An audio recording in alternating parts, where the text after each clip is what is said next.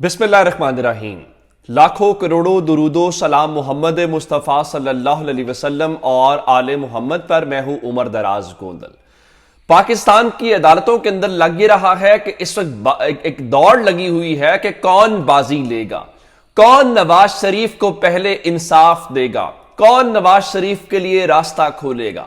आप जानते हैं कि कल इस्लामाबाद हाई कोर्ट के अंदर जस्टिस मियां गुल हसन औरंगजेब और जस्टिस आमिर फारूक साहब ने केस की समाअत की थी। नैब को नहीं बुलाया था, नैब के प्रोसिक्यूटर पहुंच गए थे, लेकिन वो तमाम जो दोनों केसेस थे वो अल अजीजिया और एवन फील्ड से मुतल्लिक थे।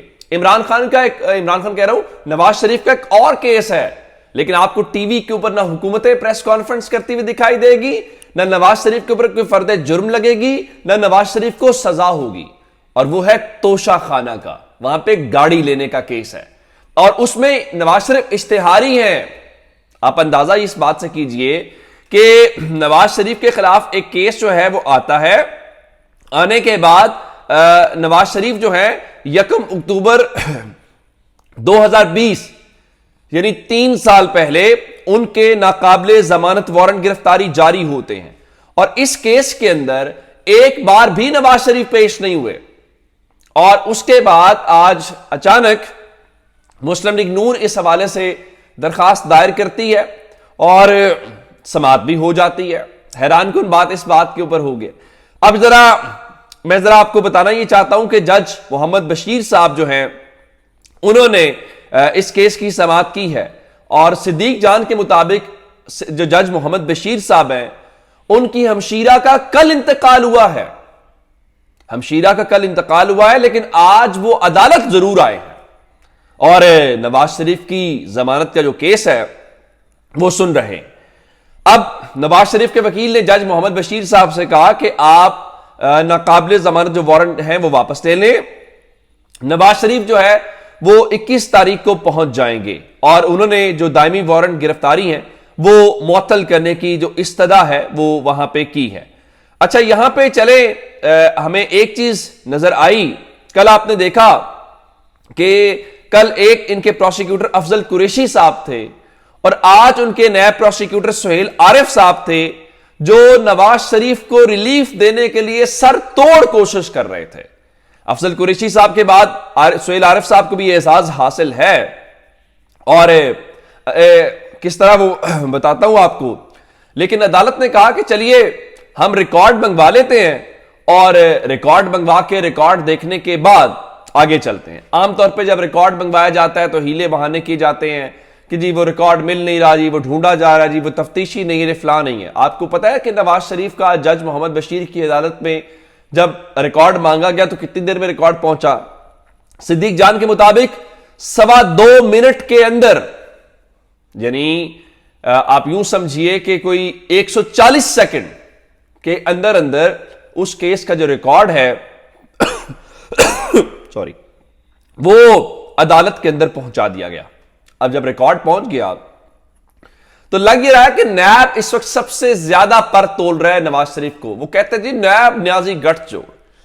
अब नैब और नवाज शरीफ एक पेज के ऊपर है और नैब का काम एहतसाब करना है और नैब के सरबराह इस वक्त एक लेफ्टिनेंट जनरल रिटायर्ड नजीर भट्ट साहब है, तो वो है भी भट्ट। तो जनाब इस तरह से पाकिस्तान के अंदर होता है और नैब के प्रोसिक्यूटर जो साहब हैं उन्होंने कहा जी नवाज शरीफ पेश होना चाहते हैं तो 24 अक्टूबर तक उनके दायमी वारंट गिरफ्तारी मुअत्तल फरमा दें, मुअत्तल कर दें नहीं, उनके दायमी वारंट गिरफ्तारी मुअत्तल फरमा दें अगर वो पेश होना चाहते हैं। तो नैब ने आज कहा कि सॉरी, अगर आप उनके दायमी वारंट गिरफ्तारी मुअत्तल कर देते हैं हमें कोई एतराज नहीं है। और कल इस्लामाबाद हाई कोर्ट के अंदर भी ये कहा था। अब देखिए ना, जिन्होंने एहतसाब करना है अगर वही के हमें एतराज नहीं है तो इस मुल्क में एहतसाब कौन कर सकता है? इस मुल्क में इदारों की क्या वुक़्त और हैसियत हो सकती है? आप नवाज शरीफ को ले आते, कम से कम एक्टिंग तो अच्छी कर लेते, एक ड्रामा तो अच्छा क्रिएट कर लिया जाता। फिलहाल तो लगा है कि जैसे कहा गया जो करना है कर लो, हमने ऐसे ही चलाना है और हम नवाज शरीफ को ऐसे ही लेके आएंगे। और हर सूरत एक जानिब हो गया ये वाला मामला اور جج محمد بشیر صاحب نے اس حوالے سے فیصلہ محفوظ کر لیا ہے، اور فیصلہ محفوظ کر کے وہ بازی لے گئے ہیں کہ پہلا انہوں نے فیصلہ محفوظ کیا ہے۔ لیکن وہ فیصلہ کیا محفوظ کریں گے جب نیب کہے ہمیں اعتراض نہیں ہے؟ تو جج کیا کر لے گا؟ یہاں پہ کچھ بھی نہیں کر سکے گا۔ اصل معاملہ ہے اسلام آباد ہائی کورٹ کا، جہاں پہ کل ہی نواز شریف کو ضمانت مل جانی تھی، لیکن وہ تو جسٹس گل حسن اورنگزیب صاحب نے جب کہا کہ نیب پوچھ تو لے پہلے۔ اب آپ جانتے ہیں کہ آج کیس لگا ہوا اسلام آباد ہائی کورٹ میں، لیکن میں آپ کو اس سے پہلے دلچسپ بات بتانا چاہتا ہوں۔ میں نے آپ کو بتایا تھا کہ آج اسلام آباد ہائی کورٹ کے اندر جہاں پہ نواز شریف کی حفاظتی ضمانت کا کیس ہے، وہاں پہ عمران خان کی القادر ٹرسٹ اور توشہ خانہ کیس کے اندر بھی جو ضمانت کی درخواستیں ہیں وہ سماعت کے لیے لگی ہوئی تھیں۔ آپ کو پتا ہے جسٹس عامر فاروق صاحب کی عدالت کے اندر ان کیسز کی جو کاز لسٹ ہے وہ منسوخ کر دی گئی ہے، یعنی جسٹس عامر فاروق صاحب اور اسلام آباد ہائی کورٹ دوسرے لفظوں میں آج عمران خان کی ضمانت کا کیس تو نہیں سنیں گے، لیکن ہاں نواز شریف کی ضمانت کا کیس سنا جائے گا، اور نہ صرف سنا جائے گا بلکہ امید ہے کہ توقع کے خلاف، جس طرح عین روایت ہے جس عامر فاروق صاحب کی عدالت کی، فیصلہ محفوظ بھی ہونے کے امکانات کم ہیں، اور آج نواز شریف کو ہر صورت ریلیف ملتا ہوا نظر آئے گا۔ اور یہی کہتے ہیں کہ انصاف ہونا نہیں چاہیے، انصاف ہوتا ہوا نظر آنا چاہیے۔ وہ آپ کو جج محمد بشیر صاحب کی عدالت کے اندر بھی نظر آ گیا، اور اس کے علاوہ آج جو جسٹس عامر فاروق صاحب کی عدالت کے اندر بھی نظر آئے گا۔ اب چونکہ عمران خان کے کیسز کا فیصلہ ہو جاتا ہے، نہ اس دن کی سماعت کا ریٹن آرڈر اتنی جلدی آتا ہے، نہ اگر کوئی فیصلہ ہو جائے تو فیصلہ تحریری طور پہ۔ اب چونکہ یہ معاملہ اٹھ گیا ہے، اب چونکہ نواز شریف کو ریلیف فراہم کرنا ہے تو آپ عمران خان کو کچھ تو کریں گے۔ تو اندازہ کیجئے کہ وہ جو جیل ٹرائل کے خلاف عمران خان کی درخواست پہ فیصلہ محفوظ کیا گیا تھا، ذرا پچھلے ہفتے محفوظ ہوا ہے، اور اس ہفتے آج وہ فیصلہ جاری کر دیا گیا ہے، اور اس کے اندر عمران خان کی درخواست خارج کر دی گئی ہے۔ حالانکہ وہاں پہ اتنی کلیئرٹی کے ساتھ چیزیں نہیں بتائی گئی تھی، اور لوگ حیران تھے کہ درخواست قبول ہو گئی ہے یا درخواست خارج ہو گئی ہے۔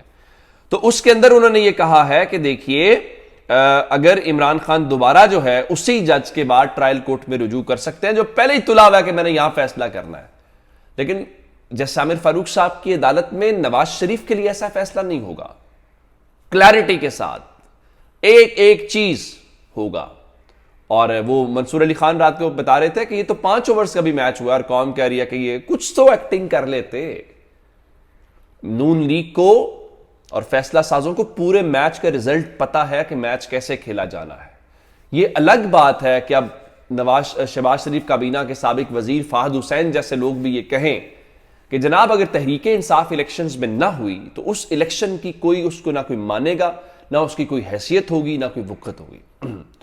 آج سہیل وڑائی صاحب نے ایک کالم لکھا ہے کھلاڑی کو راستہ دیں، جس میں وہ کہہ رہے ہیں، میں ان کے لائن پڑھ دیتا ہوں، کہتے ہیں کھلاڑی پاپولر ہے، کھلاڑی سے بڑا عمران خان، کھلاڑی پاپولر ہے، اس کا بیانیہ بک رہا ہے، اوورسیز ہوں یا پاکستان کی شہری مڈل کلاس، غربت کے شکار ہوں یا مہنگائی سے پسے عوام، سب کھلاڑی کو سراہتے ہیں۔ کھلاڑی کے ساتھ ریاست کے برے سلوک سے وہ سیاست کے ساتھ ریاست سے بھی ناراض ہو رہے ہیں۔ بی بی سی نے آج مضمون لکھا ہے کہ کیا نواز شریف کی واپسی سے کوئی نون لیگ کو فرق پڑے گا؟ تو نون لیگ کے اپنے لوگ جیسے ان کی پارٹی کے تارڑ صاحب ضلعی صدر حافظ آباد خواجہ عمران نذیر لاہور، وہ خود مان رہے ہیں کہ عمران فیکٹر ہے۔ حافظ آباد کے ضلعی صدر نے کہا، لوگ کہتے ہیں کہ عمران خان کھمبے کو کھڑا کرے گا، اس کو بھی ووٹ دیں گے، اور ان کے مطابق جو جی ٹی روڈ ہے وہ پھسل چکا ہے۔ تو بہت سا خیال رکھیے گا۔ خدا حافظ۔